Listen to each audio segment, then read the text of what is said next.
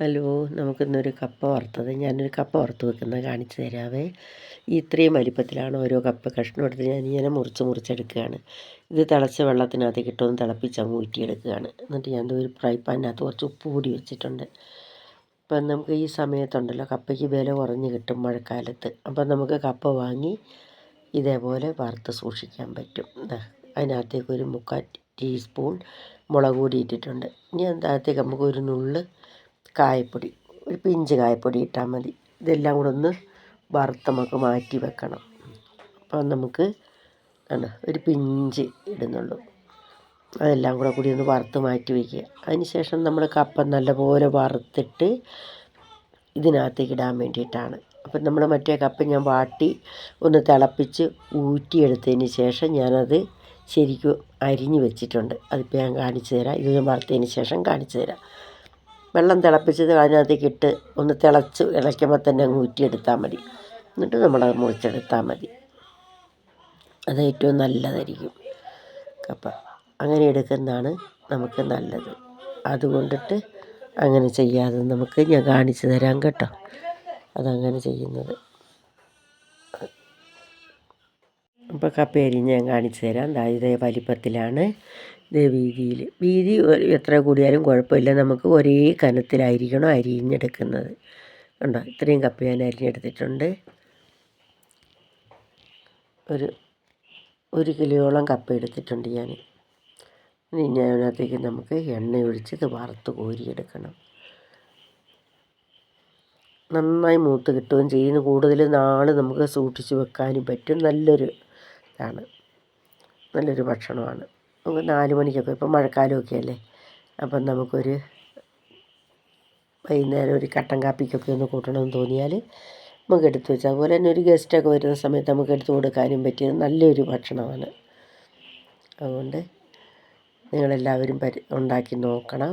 പിന്നെ എനിക്ക് സബ്സ്ക്രൈബ് ചെയ്യാത്തവർ സബ്സ്ക്രൈബ് ചെയ്യണം, ലൈക്ക് ചെയ്യണം, ഷെയർ ചെയ്യണം. നിങ്ങളുടെ കമൻറ്റ് എന്ത് തന്നെയായിരുന്നാലും നിങ്ങൾ കാണിക്കണം.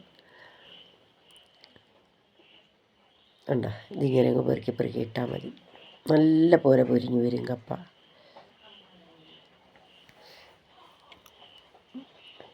ഇത് വറുത്ത് നമുക്ക് സൂക്ഷിച്ച് വെക്കാം. ഇപ്പോൾ കപ്പയ്ക്ക് തീരെ വില കുറഞ്ഞിട്ടുണ്ട്. മഴക്കാലമല്ലേ, അപ്പോൾ വയലിലെ കപ്പയൊക്കെ എല്ലാവരും പറിച്ച് ഒഴിവാക്കുകയാണ് ഇപ്പോൾ ഈ സമയത്ത്. അപ്പോൾ ഈ വില കുറഞ്ഞ് കപ്പ വരും. 100 രൂപയ്ക്കൊക്കെ 5 കിലോ കപ്പയൊക്കെ കിട്ടും ഇപ്പം. അപ്പോൾ നമുക്ക് വാങ്ങി ഇതേപോലെ ഉണക്കി വെക്കാം. ഓയിൽ വാങ്ങി സൺഫ്ലവർ ഓയിലോ സൺറിച്ചോ ഒക്കെ വാങ്ങിച്ചാൽ മതി. നമുക്കിത് വറുത്ത് സൂക്ഷിക്കാൻ പറ്റും. ഇത് നന്നായി തിളച്ച് എണ്ണയ്ക്കകത്ത് കിടന്ന് നന്നായി പെട്ടെന്ന് മൂത്ത് വരും. ഇത് ഒരുപാട് നേരം ഒന്നും ഇടണ്ട. നമ്മൾ ചക്ക വറുക്കുമ്പോൾ ഉപ്പുപൊടിയും പിന്നെ മഞ്ഞൾപ്പൊടിയും നമ്മൾ സാധാരണ എണ്ണയ്ക്കകത്തിട്ട് വറുക്കും.